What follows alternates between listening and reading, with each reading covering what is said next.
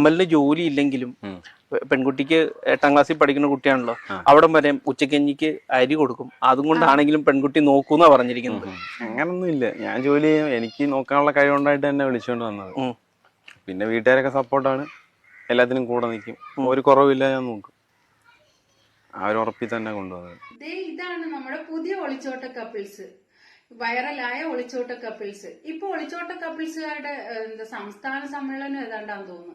ശരിക്കും എത്ര പേരാണ് ഈ കഴിഞ്ഞ കുറച്ച് ദിവസങ്ങൾക്ക് മുൻപേ തന്നെയൊക്കെ ഇങ്ങനെ ഒളിച്ചോടി പോകുന്നത്? എന്തായാലും അവർ ചിന്തിക്കുന്നത് ഇപ്പൊ ഒളിച്ചോടി കഴിഞ്ഞാൽ സോഷ്യൽ മീഡിയയിൽ വൈറലാവാം, ആരും അറിയാതെ കിടക്കുന്നതല്ലേ, അപ്പൊ ഒന്ന് വൈറലാവാം എന്ന് കരുതിയിട്ടായിരിക്കാം ഇപ്പൊ തന്നെ ഇങ്ങനെയൊക്കെ ഒളിച്ചോടുന്നത്. ഇവരുടെ പേര് പൂജ എന്നും അമലെന്നുമാണ്. ഈ പൂജ എന്ന് പറയുന്നത് +1 വിദ്യാർത്ഥിനിയാണ്. ശരിക്കും എന്താ പറയാ, 18 വയസ്സ് ആവാൻ കാത്തിരിക്കുന്നത് പോലെയാണ് ഇപ്പോഴത്തെ പെൺകുട്ടികൾ ചാടിപ്പോകുന്നത്. കഴിഞ്ഞ കുറച്ച് ദിവസങ്ങൾക്ക് മുൻപ് 2 പെൺകുട്ടികൾ +2 പരീക്ഷ എഴുതാൻ പോലും കാത്തു നിൽക്കാതെ എവിടെയോ നാട് വിട്ടുപോയി, പിന്നെ പിടിച്ചുകൊണ്ട് വന്നത് അതൊക്കെ നമ്മൾ അറിഞ്ഞതാണല്ലോ. ഇപ്പോഴത്തെ പെൺകുട്ടികൾക്കൊക്കെ ഇത് എന്താ സംഭവിക്കുന്നത്? അവർ കാത്തിരിക്കുകയാണ് 18 വയസ്സാവും. ഇത് +1 വിദ്യാർത്ഥിനിയാണ്, 18 വയസ്സായിട്ടുണ്ടായിരിക്കും, കാരണം പോലീസ് കേസും കാര്യങ്ങളും ഒക്കെ വരുമല്ലോ. അപ്പൊ 18 വയസ്സ് തികഞ്ഞിട്ടായിരിക്കും കല്യാണം നടന്നിട്ടുണ്ടാവുക. ശരിക്കും ഇവര് 18 വയസ്സ് വരെ എങ്ങനെയോ പിടിച്ചു നിന്ന് എന്ന് വേണം പറയാൻ. എന്തോ ഇല്ല, അത്രയ്ക്ക് അങ്ങ് മുട്ടി നിൽക്കുന്ന രീതിയിലാണ് ഇവരുടെയൊക്കെ ഒരു പെരുമാറ്റം കാണുന്നത്. ഇത്രയും ഒരു +2 കഴിയുന്നത് വരെ പോലും ഇവർക്കത് സഹിച്ച് നിൽക്കാൻ വയ്യാത്ത ഒരവസ്ഥയിലേക്കാണ് ഈ ഇപ്പോഴത്തെ കുട്ടികളുടെയൊക്കെ ഒരു പോക്ക്. പൂജ ഏത് ക്ലാസ്സിലാണ്? പഠിച്ചോണ്ടിരിക്കുകയാണോ? പഠിച്ചോണ്ടിരിക്കുകയാണ്. ഏത് ക്ലാസ്സിലാ? +1 കഴിഞ്ഞതേ ഉള്ളൂ. +1 കഴിഞ്ഞുള്ളൂ. ഓക്കെ. ഞാൻ ലേറ്റ് ആയിട്ടാ സ്കൂളിൽ ചേർന്നത്, അതുകൊണ്ട് ഇപ്പം 18 വയസ്സായിരുന്നു. ഇനിയിപ്പോ +2 കഴിഞ്ഞിട്ട് ഞാൻ ഇറങ്ങേണ്ട ടൈമായി. ഡിഗ്രി എഴുതേണ്ട സമയമായി. അല്ല, +2 കഴിഞ്ഞ ടൈമായുള്ളൂ. ഏതാ +2 ഏതാ പഠിക്കുന്നത്? +1 സയൻസ്. ഈ പൂജയ്ക്ക് എന്തായാലും +1 പരീക്ഷയൊക്കെ കഴിഞ്ഞിട്ട് വെക്കേഷൻ ആണല്ലോ, അപ്പോൾ ഒരു എന്റർടൈൻമെന്റിന് വേണ്ടിയിട്ട് ചാടിപ്പോയതായിരിക്കും. എന്തായാലും ഈ വൈറൽ കപ്പിൾസിന്റെ കുറെ വിശദീകരണം ഉണ്ട്, അതൊന്ന് നമുക്ക് കേട്ട് നോക്കാം. എന്തായിരുന്നു പൂജയുടെ ഒരു സ്വപ്നത്തിലെ ഭർത്താവ് എന്ന് പറഞ്ഞ? ആദ്യം എനിക്ക് ഹൈറ്റ് വേണമെന്നുണ്ടായിരുന്നു, അതിവിടെ ഉണ്ട്. പിന്നെ എന്താ, കളറ് പ്രശ്നമല്ലായിരുന്നു. പിന്നെ സ്നേഹിക്കാൻ നല്ലൊരു മനസ്സ് വേണമായിരുന്നു. അത് ഫസ്റ്റിലെ എന്നോട് സംസാരിച്ച് ഇടപഴകിയപ്പോഴേ എനിക്ക് തോന്നി, എനിക്കൊരു സേഫ് സോൺ ആയിരുന്നു ആള്. അമല് ശരിക്കും എന്താ ചെയ്യുന്നേ? ഞാനിപ്പം 10th കഴിഞ്ഞിട്ട് IT പാസ്സായിട്ട് ഞാനാണെങ്കിൽ ഒരു 8 മന്ത് ട്രെയിനി ആയിട്ട് നിന്നായിരുന്നു. അപ്പം കോളേജിന്റെ പേരൊന്നും വെളിപ്പെടുത്തുന്നില്ല, ട്രെയിനായിട്ട് നിന്നായിരുന്നു. അത് കഴിഞ്ഞിട്ട് പിന്നെ ഇങ്ങനെ കുറെ പ്രശ്നങ്ങളൊക്കെ ആയി. പിന്നെ ഇപ്പം ഞാൻ നോർമലായിട്ട് സാധാ ജോലിക്കൊക്കെ പോയി എൻ്റെ കാര്യങ്ങളൊക്കെ നോക്കി അങ്ങനെ പോയിക്കൊണ്ടിരിക്കും. പിന്നെ ഇപ്പം ഞാനാണെങ്കിൽ ഇനി സ്വന്തമായിട്ട് അച്ഛന് വർക്ക്ഷോപ്പ് ഉണ്ട്, അപ്പൊ അതിന് നോക്കി നടത്താനുള്ള ഒരു ഇതിലോട്ടാണ്. ഇനിയിപ്പം കല്യാണം കഴിഞ്ഞ സ്ഥിതി അങ്ങനെ മുന്നോട്ട് പോകാനാ തീരുമാനിച്ചിരിക്കുന്നത്. അല്ല, ഇവരെയൊക്കെ പോയിട്ട് ഇങ്ങനെ ഇന്റർവ്യൂ എടുക്കുന്നവരെ വേണം ആദ്യം പോയി അടിക്കാൻ.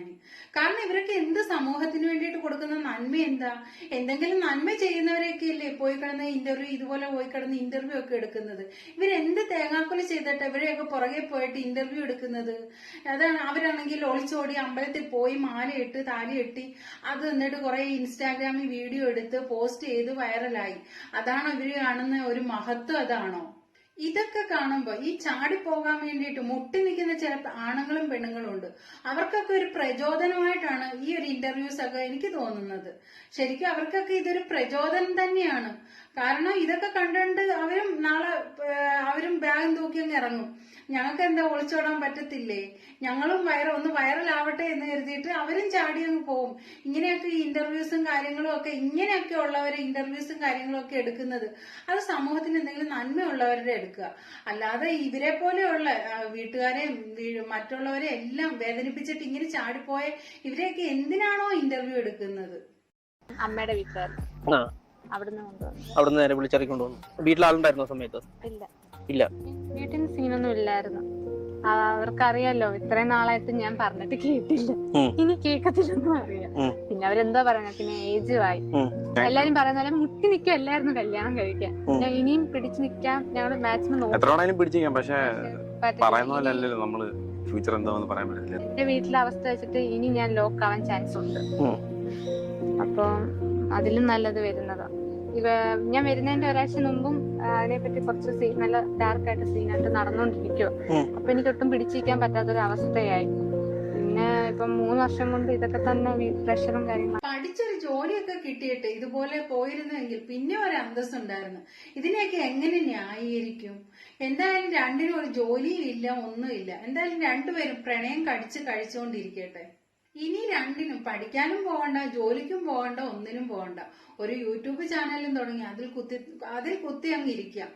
ശരിക്കും പറഞ്ഞാൽ ഒരു മനുഷ്യന് ജീവിക്കണമെങ്കിൽ കിടക്കാടം വേണം, ഭക്ഷണം വേണം, പാർപ്പിടം വേണം, ഡ്രസ്സ് വേണം, എന്തെല്ലാം കാര്യങ്ങൾ വേണം. പക്ഷെ ഇവർക്ക് യാതൊന്നും വേണ്ട. ഇവർക്ക് പരിശുദ്ധമായ പ്രണയം ഉണ്ടല്ലോ, അത് മതിയെന്നുള്ള ഒരു ചിന്തയാണ് ഇവർക്ക്.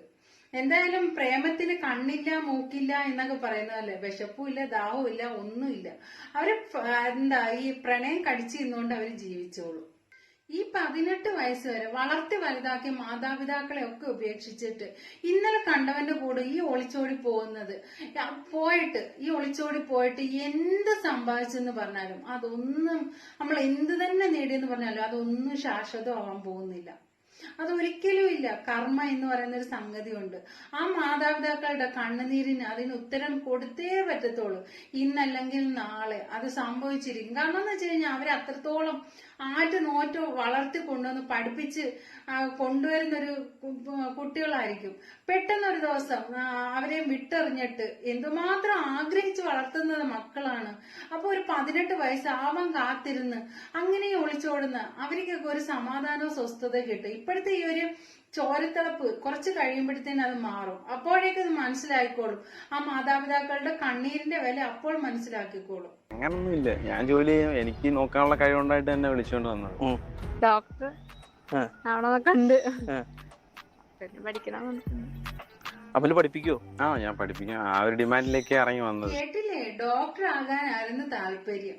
എന്നിട്ടാണ് +2 പോലും കംപ്ലീറ്റ് ആക്കാതെ ചാടി അങ്ങ് പോയത്.